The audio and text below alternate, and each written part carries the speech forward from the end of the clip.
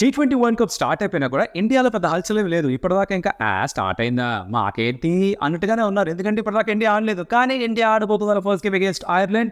ఏం ఎక్స్పెక్ట్ చేయాలి ఈ మ్యాచ్లో? ఐర్లాండ్ ఎటువంటి కాంపిటీషన్ ఇస్తారు, పిచ్ ఎలా ప్రవర్తిస్తుంది, ఏంట్రా పరిస్థితి మాడుకుందాం. ఇంకెందుకు ఆలస్యం, let's get started. Welcome to సంటేల్స్. నా పేరు కౌశిక్. ఇప్పటిదాకా ఇప్పుడు కూడా చాలా కూర్చుంటుకుపోయింటే హిట్ ద సబ్స్క్రైబ్ బటన్ పనికొస్తాం. బికాస్ T20 వరల్డ్ కప్ ముందుకు రాబోతున్నాం. And interesting game first up for India. ఈ గ్రూప్ ఏ ఎన్కౌంటర్లో ఐర్లాండ్తో ఆడబోతున్నారు. అట్ ది అవుట్ సెట్ నాకేంటో అనిపిస్తుంది అంటే పిచ్ ఎలా అయితే ప్రవర్తించిందో ఇప్పటిదాకా ఈ న్యూయార్క్లోని స్టేడియంలో కాస్త ఇబ్బంది పెట్టినట్టుగా ఉంది బ్యాటర్స్ని. హై స్కోరింగ్ మ్యాచెస్ చూడమన్నట్టుగా అనిపిస్తోంది. బికాస్ టూ పేస్ నేచర్, అంటే పడి ఆగి రావడం, కొన్ని సందర్భాల్లో ఫాస్ట్గా రావడం, కొన్నిసార్లు ఎక్కువ బౌన్స్ అవడం, కొన్నిసార్లు తక్కువ బౌన్స్ అవడం, కొన్నిసార్లు పడి టెన్నిస్ బాల్ లాగా ముందుకెళ్ళడం, ఇలాంటివి జరుగుతున్నాయి. కాబట్టి stroke making is going to be little tough, which tells you that scores 150 to 180 రేంజ్లో ఉంటే కూడా సరిపోతుందేమో విన్ అవ్వడానికి. Rahul Dravid, the coach of Indian cricket team, తను కూడా ప్రెస్ కాన్ఫరెన్స్ చెప్పారు 140 కూడా విన్నింగ్ స్కోర్గా మారచ్చేమో అని. అలా ఉంటే కనుక T20 వరల్డ్ కప్ చాలా సప్పగా వెళ్ళిపోతుంది, డౌటే లేదు. బట్ పిచెస్ అలా ఉంటే ఎవరేమీ చేయలేరు.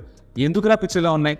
డ్రాప్ ఇన్ పిచెస్ కాబట్టి. డ్రాప్ ఇన్ పిచెస్ ఏంటి కౌశిక్? ఆడియోకి వీడియో అయిపోయింది, నేను చేసే వీడియోలో ఉంది. ఆ లింక్ ఇక్కడో డిస్క్రిప్షన్లో ఎక్కడో పెట్టేస్తాను, చూడండి. దాని కథ ఏంటి, దాని సోర్స్ ఆఫ్ ఆరిజిన్స్ ఏంటి, అన్ని డీటెయిల్గా ఎక్స్ప్లెయిన్ చేశాను. ఇట్ స్టార్ట్స్ అరౌండ్ 4 minutes ఆ వీడియోలో, అది చూసుకొని అర్థమైపోతుంది. సో డ్రాప్ ఇన్ వికెట్స్ అంటే వీటిని ఇంప్రూవ్ పెద్దగా ఏమీ చేయలేరు. మాక్సిమం ఏంటో చేయగలుగుతారంటే ఎక్కువ ఫాస్ట్గా డిసింటిగ్రేట్ కాకుండా చూసుకోవచ్చు. అంటే పదే పదే రోల్ చేసి కొంచెం ఫర్మ్గా ఉండేలా చూసుకోవచ్చు అనమాట. మరి ఆ క్యూరేటర్స్ ఏం చేయబోతున్నారో, బికాస్ ఆ ఫస్ట్ పిచ్ చూసిన తర్వాత, ఆ మ్యాచ్ చూసిన తర్వాత సౌత్ ఆఫ్రికా శ్రీలంక అది 77 ఆల్రెడీ అయిపోయిన తర్వాత దేవుడా ఏంద్రా ఇది ఇన్ఫ్రంట్ గోడా ఫెస్టివల్ మనం వేసేసుకుంటారా?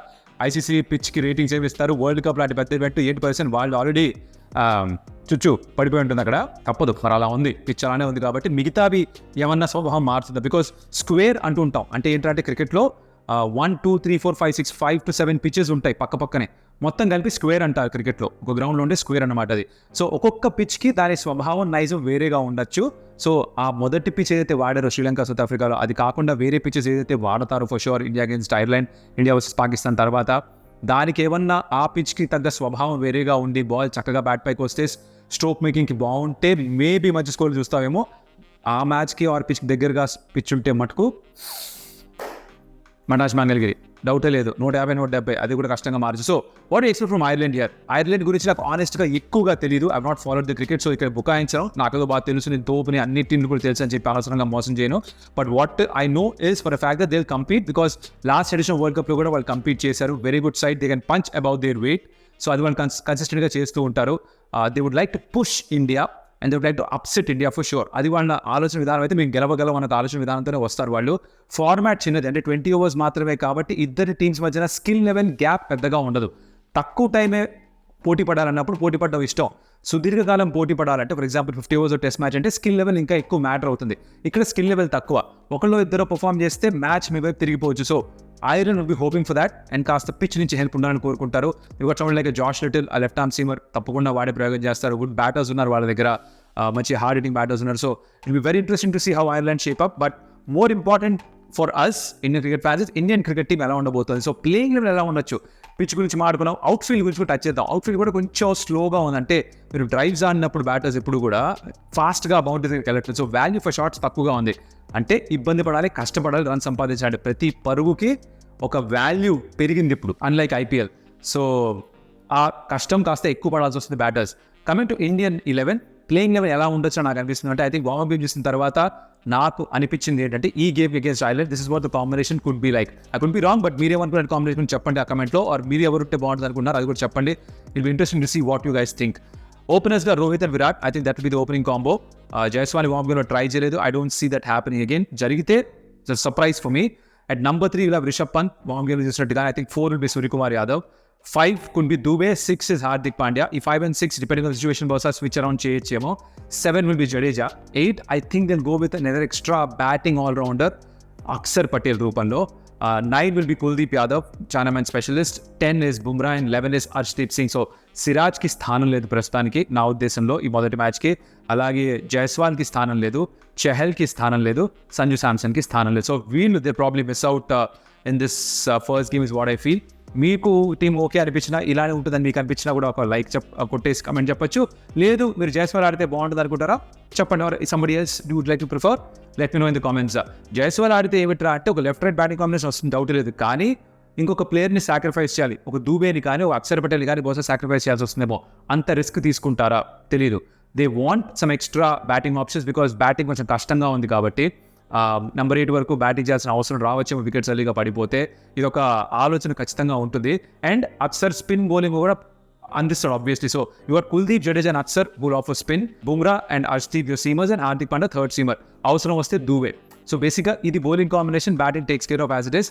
ఇక్కడ దీంట్లో ఎవరు చాలా కీలకంగా మారుతారంటే పిచెస్ అంత అనుకూలంగా లేవు కాబట్టి స్ట్రోక్ మేకింగ్కి అడాప్ట్ అవ్వడం చాలా ముఖ్యం, టెక్నిక్ చాలా బాగుండడం చాలా ముఖ్యం, నిలకడగా ఆడగలడం చాలా ముఖ్యం. రూల్స్ ఐమ్ గెస్సింగ్ ఒక్కొక్కరికి ఒక రూల్ ఇచ్చేస్తారు. Like Rohit Sharma will go bang bang, తన అగ్రెసివ్ అప్రోచ్ కంటిన్యూ చేస్తాడు, ఎటువంటి డౌట్ లేదు. Virat Kohli is going to be very key because T20 ఫార్మాట్లో షీట్ యాంకర్ రోల్ లేదు అని నేను చాలా సందర్భాల్లో మాట్లాడాను. And I still believe this no space for sheet anchor role. కానీ హ్యావింగ్ సెడ్ దట్ పిచెస్ కనుక ఇలా ఉంటే, స్ట్రోక్ మేకింగ్ అనుకూలంగా లేకపోతే 170 విన్నింగ్ స్కోర్గా మారచ్చు అనిపిస్తే, అంతకంటే తక్కువ స్కోర్ కూడా వస్తాయనిపించే ఒక షీట్ యాంకర్ రోల్ కాకపోయినా కూడా ఇన్నింగ్స్ మొత్తం అంతా దగ్గరుండి చూసుకొని పేస్ని మార్చుకుంటూ సిచ్యువేషన్ తగ్గట్టుగా ఆడే ఒక వ్యక్తి కావాలి, ఒక ప్లేయర్ కావాలి. That would actually me Virat Kohli. So ఓపెనర్గా కనుక వస్తే ఎక్స్ట్రా టైం కూడా దొరుకుతుంది, పవర్ ప్లేని యూజ్ చేసుకోవచ్చు, ఆ ఫీల్డ్ రిస్ట్రిక్షన్ యూజ్ చేసుకొని ఓవర్ ది టాప్ ఆడే ప్రయత్నం చేయొచ్చు, అక్కడ కొన్ని రన్స్ త్వరగా వచ్చేస్తాయి, తర్వాత సెటిల్ డౌన్ అవ్వచ్చు. మిగతా వాళ్ళు if they start going bang bang తన చుట్టూ మేబీ తను ఆఖరి వరకు ఉండే ఒక ప్రయోగం చేయొచ్చు, ప్రయత్నం చేయొచ్చు.